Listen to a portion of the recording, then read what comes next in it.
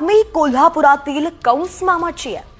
कोल्हापुरात मामानं सख्या भाचीच्या लग्नातील जेवणातच विष मिसळल्याचा धक्कादायक प्रकार समोर आलाय.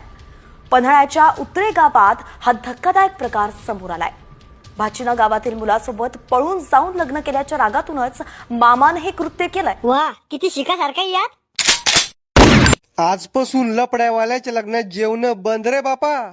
येता असं झालं, लफडे पोरग पोरगी करण आणि त्याच्यामुळे सगळं गाव मरण. बायकोचं टेन्शन मामानं वरडावर काढलं असन. आता पावले रावळे या मामाला डबल कोणत्याच लग्नात बोलणार नाही.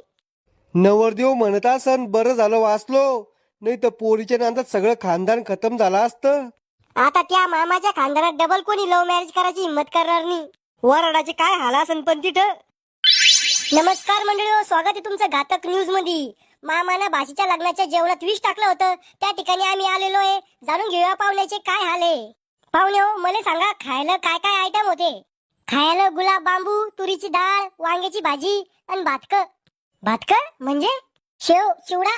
मामानं भाषेच्या लग्नाच्या जेवणात विष टाकलं, याच्यावर तुमचं काय म्हणणं आहे. हो, मरता मरता वाचलो आम्ही. सगळे पाहुणे एकदम गायभरले असन. मग गायभरले? अहो, हातभर फाटली होती पाहुण्याची. विष कोणतं वापरलं होतं मामानं जेवणात टाकायला? Original round up.